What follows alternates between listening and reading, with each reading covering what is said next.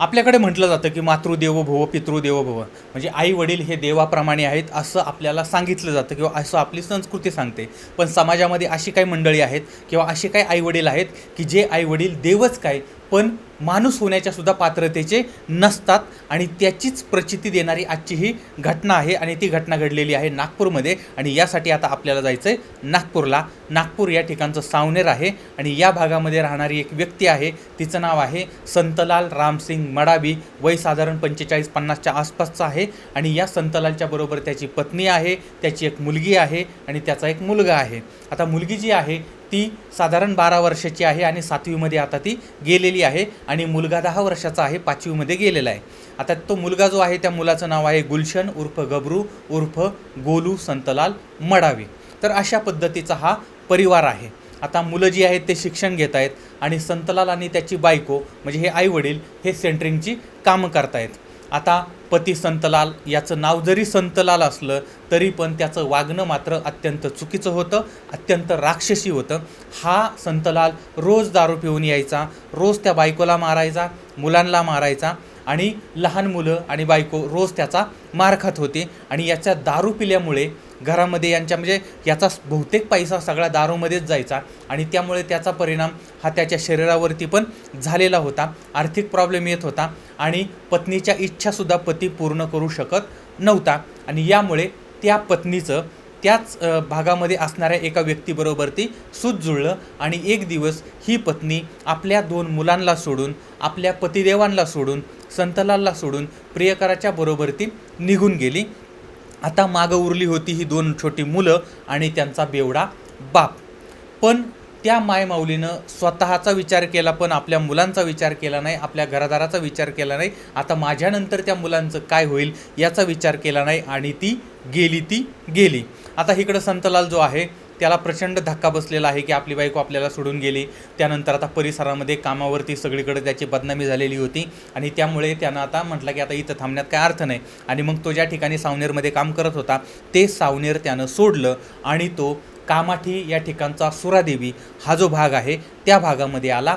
या भागामध्ये एक झोपडीवजा त्यानं घर बांधलं आणि संतलाल आणि त्याची 2 मुलं या ठिकाणी राहायला लागली. आता यावेळेस संतलाल जो आहे त्याला जे मिळेल ते काम करायला लागला, मोलमजुरी करायला लागला आणि चाकू सुऱ्या यांना तो धार लावायचं सुद्धा काम करत होता. कधी कधी चोरीमारी करायचा, कुठे 5-50-100 रुपये ढापायचं ते काम करायचा. त्याच्यानंतर काय अजून भंगाराचं काम वगैरे करायचा. अशा पद्धतीनं छोटी मोठी कामं करून काही पैसे मिळवायचा. पण पैसे जरी त्यानं मिळवलेले असले तरी त्यातला बराचसा पैसा जो आहे तो त्याचा दारूमध्येच जायचा आणि उरलं सुरलेलं जे काय असेल तो ते घरी द्यायचा. पण या सगळ्यांमध्ये ती जी 2 लहान मुलं होती त्या मुलांचे प्रचंड हाल चाललेले होते.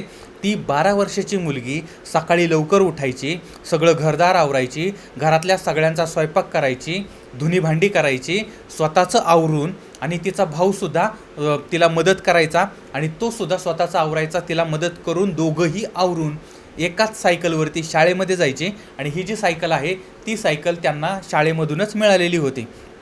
तर शाळेमधून आल्यानंतर ही मंडळी म्हणजे हे भाऊ बहीण जे आहेत ते पुन्हा घर आवरायचे, पुन्हा स्वयंपाक करायचे. अशा पद्धतीनं ही भावंडं काम करत होती, कष्ट करत होती. आणि यांच्याच घराच्या समोर एक हापसा होता आणि त्यावरून हा छोटासा 10 वर्षाचा मुलगा पाणी भरायचा आणि पाणी घेऊन यायचा. आणि बाप जो आहे तो मात्र कायम दारूच्या नशेत असायचा. आणि समाजात अशी सुद्धा दुर्दैवी मुलं आहेत आणि त्यांचे असे नालायक आईबाप त्यांना मिळतात आणि त्यांचं बालपण जे आहे ते अशा पद्धतीनं नासून जातं, बरबाद होऊन जातं. हे आपल्याला या सगळ्यांमधून दिसतं किंवा सगळ्यांमधून कळतं. आता हे तर झालंच, ती मुलगी कष्ट करत होती, मुलगा कष्ट करत होता. पण काही माध्यमातून अशी पण माहिती समोर येते की हा जो बाप आहे तो बाप त्या मुलीबरोबर ती चुकीचं वागत होता आणि तिचं शारीरिक शोषण करत होता. पण आता ती सांगणार कोणाला, ती बोलणार कुणाला?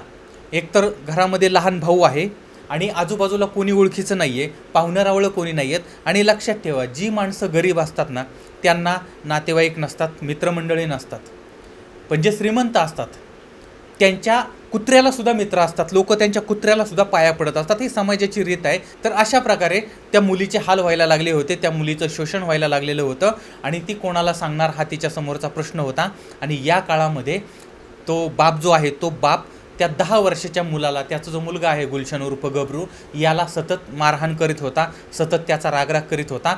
आपल्याच मुलाला तो पाण्यामध्ये पाहत होता आणि त्याचे प्रचंड हाल करत होता, छळ करत होता. आता अनेक वेळा शेजारची मंडळी जी आहेत किंवा आजूबाजूची मंडळी आहेत, त्या मंडळींनी या लहान मुलाला वाचवलेलं आहे बापाच्या तावडीतून. इतका हा बाप दारू पिऊन यायचा आणि त्या मुलाला मारायचा. आता मारण्याची काही कारणं असू शकतात किंवा कदाचित त्याला त्या काही अडथळा वाटत असेल किंवा त्याला काही राग येत असेल, पण तो आपल्या मुलावरती खार खाऊन होता. आता ही सगळी या घटनेची पार्श्वभूमी होती, म्हणजे जी घटना घडली होती त्याची ही पार्श्वभूमी होती. आता तारीख होती 22 मे 2022, वार होता रविवार. कोराडीचा जो भाग आहे त्या भागामध्ये रविवारी बाजार भरतो आणि या बाजारामध्ये संतलालचा एक लहान भाऊ आहे, त्याचं नाव आहे सुखमत, म्हणजे सुखमत मडावी, आणि त्याची पत्नी जी आहे अनिता मडावी. हे दोघंजण या ठिकाणी एक बाजारामध्ये दुकान चालवतात आणि हे पती पत्नी जे आहेत ते पती पत्नी कमलेश्वर या ठिकाणी ब्राह्मणी फाटा आहे त्या ठिकाणी राहतात. आता त्या दिवशी रविवार होता, त्यामुळे बाजार संपल्यानंतर हे दोघं संतलालच्या घरी येणार होते आणि त्यांना आणण्यासाठी संतलाल आणि संतलालची मुलगी हे दोघंही त्या बाजाराला जाणार होते. पण आजच आपल्या लहान मुलाला मारून टाकायचं असं प्लॅनिंग त्या संतलालने सुद्धा केलेलं होतं आणि त्याप्रमाणे त्या बापानं मुलीला सांगितलं की तू थोडी पुढं हो, मी पाठीमागून आलोच. आणि त्या पद्धतीनं ती मुलगी थोडीशी पुढं गेली, बाजाराच्या दिशेनं गेली आणि वडिलांची वाट बघत बसली आणि बाप पाठीमागून येतोय असं तिला वाटत होतं. पण हा जो बाप आहे तो बाप घरामध्ये होता, त्यानं नायलॉनची दोरी काढली, घरामध्ये लहान मुलगा होता, त्या मुलाच्या गळ्यामध्ये ती दोरी अडकवली आणि तो 10 वर्षाचा मुलगा आहे. आता हा मुलगा काय त्या बापाला विरोध करणार, 45-50 वर्षाचा हा बाप आणि 10 वर्षाचा मुलगा, आणि गळ्यामध्ये दोरी अडकवलेली आहे आणि तो फाशी द्यायला त्यानं सुरुवात केली. आपल्याच मुलाचा तो गळा आवळत होता आणि तो मुलगा तडफडला आणि त्यानं प्राण सोडला, त्या ठिकाणी त्याची हत्या केली. आता या बापानं याचा जीव घेतला. अशी पण माहिती मिळते की कुत्र्याच्या गळ्यामध्ये घालायचा जो पट्टा आहे त्या पट्ट्यानं पण यानं फाशी दिलेली होती. पण अशा पद्धतीनं आता त्या मुलाला तिथं मारलेलं आहे आणि आत्महत्या वाटली पाहिजे, मग आपण त्याला मारले पण त्याची आत्महत्या वाटली पाहिजे यासाठी आता यानं प्लॅनिंग करायला सुरुवात केली. दोरी जी आहे ती वरचं जे छत आहे त्या छताला त्यानं अडकवली, एक फावडं घेतलं आणि दरवाजाच्या पाठीमागं ठेवलं आणि दरवाजा ओढून घेतला.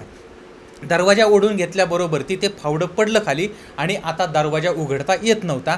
म्हणजे अशा पद्धतीनं यानं प्लॅनिंग केलं की बाहेरून जर कोणी आलं, दरवाजा उघडण्याचा प्रयत्न केला तर त्याला वाटलं पाहिजे की दरवाजा आतून बंद आहे आणि त्यामुळे आतमध्ये या मुलानं आत्महत्या केलेली आहे हे याच्यावरून सिद्ध होतं, कारण आतून दरवाजा बंद आहे. अशा पद्धतीचं या बापानं मुलाला मारून प्लॅनिंग केलं आणि हा बाप नंतर मुलगी त्याची वाट बघत होती, मुलीकडे गेला. त्याच्यानंतर हे दोघंही बाजाराच्या दिशेनं गेले.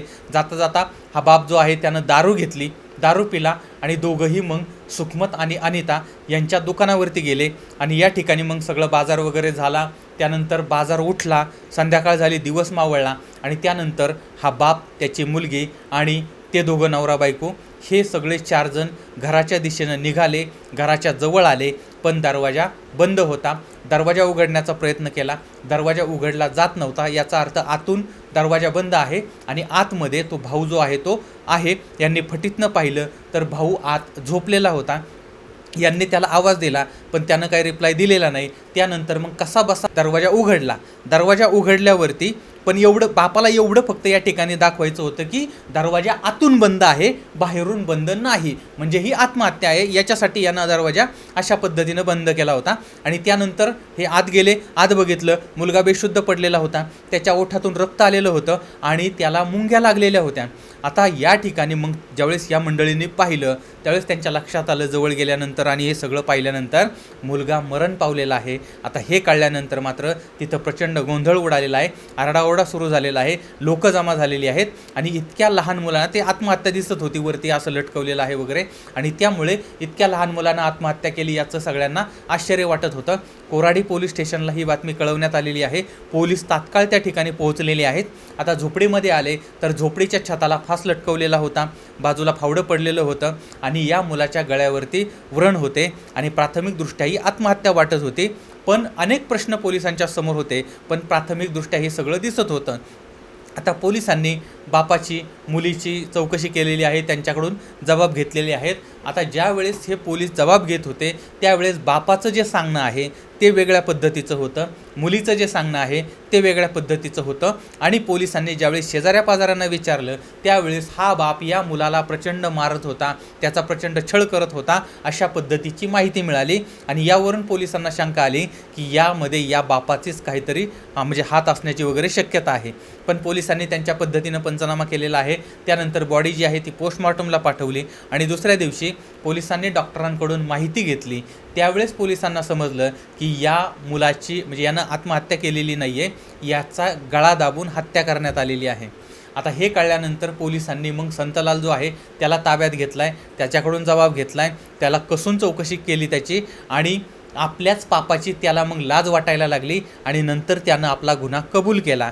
आणि त्यानंतर हा जो आरोपी आहे तो आता पोलिसांच्या ताब्यात आहे. आता या सगळ्या घटनेमध्ये ती जी छोटीशी 12 वर्षाची मुलगी आहे त्या मुलीची अवस्था बघा. एका बाजूला तिची आई जी आहे ती सोडून गेलेली आहे, दुसऱ्या बाजूला तिचा भाऊ जो आहे त्या भावाला बापानंच मारलेला आहे आणि बाप तुरुंगामध्ये गेलेला आहे. ना नातेवाईकांचा आधार आहे, नाही कुठली संपत्ती आहे, काही ती झोपडी वगैरे आहे ती पण कुठेतरी अशी बांधलेली साधीसुधी, घरामध्ये पैसे नाही आहेत, अशा पद्धतीची त्या मुलीची अवस्था झालेली आहे. नालायक आईबापांच्या पोटी जन्म घेतला याची केवढी मोठी शिक्षा यांना आयुष्यभर भोगावा लागणार आहे. आता या घटनेमध्ये बापानं मुलाला मारलं याचं कारण असं सांगण्यात येत होतं की त्यावेळेस बापानं सांगितलं होतं की समोरचा हापसा आहे त्या हापस्यावरती जा आणि पाणी भर, पण त्या मुलानं पाणी भरलं नाही, त्यामुळे बापाला राग आला आणि त्यानं त्याला मारलं. किंवा ती सायकल त्यांची पंक्चर झाली होती आणि ती पंक्चर काढायला यानं सांगितली, पण तो मुलगा जो आहे त्यानं काही ऐकलं नाही आणि त्यामुळे मग बापानं त्याला ठार मारलं. आणि दुसऱ्या बाजूला अशी पण माहिती समोर येते की त्या लहान मुलीनं सांगितलं की बाप जो आहे तो माझ्याबरोबर ती चुकीच्या पद्धतीने वागत होता. आता ही जी सगळी घटना आहे त्या घटनेचा तपास चाललेला आहे. कदाचित याच्यामधून काहीतरी नवीन काहीतरी वेगळी माहितीसुद्धा आपल्यासमोर येऊ शकते. आता तुम्ही जर समजा या भागातील असाल, तुम्हाला जर याच्याबद्दलची काही माहिती असेल, अधिक माहिती असेल तर तीसुद्धा माहिती कमेंट बॉक्समध्ये जरूर कळवा. आता या सगळ्या प्रकरणामधून आपण धडा काय घ्यायचा? वास्तविक पाहता जगामध्ये इतके दुःखी लोक आहेत, इतके दुर्दैवी लोक आहेत, या सगळ्यांची जर तुलना केली तर आपण प्रचंड भाग्यवान आहोत. यांच्यापेक्षा कितीतरी सुखी आपण आहोत. या गोष्टीचं जर आपण भान ठेवलं तर आपलं दुःख कमी होऊ शकतं. दुसरी गोष्ट, परिसरामध्ये अशी मुलं असतील किंवा जे अनाथ असतील किंवा ज्यांच्या घरी त्या मुलांचे छळ वगैरे होत असतील तर अशा मुलांना विश्वासात घ्या. यांना जर काही त्रास होत असेल तर याची माहिती जवळच्या पोलिसांना कळवा किंवा सामाजिक संस्था आहेत त्यांच्यापर्यंत पोहोचवा. कारण ह्या मुलांना एक तर कळत नसतं, या मुलांना माहीत नसतं काय करायचं. पण जर समजा आपल्याला एखाद्या मुलाचं जर आयुष्य वाचवता आलं, जीवन जर चांगलं करता आलं तर मला वाटतं की ते करायला काय हरकत नाही. बरं, याबद्दल आता तुम्हाला काय वाटतं ते सुद्धा मला जरूर कळवा. पुन्हा भेटूया उद्या रात्री 8:30 वाजता एका नवीन क्राईम स्टोरीसह. तोपर्यंत धन्यवाद.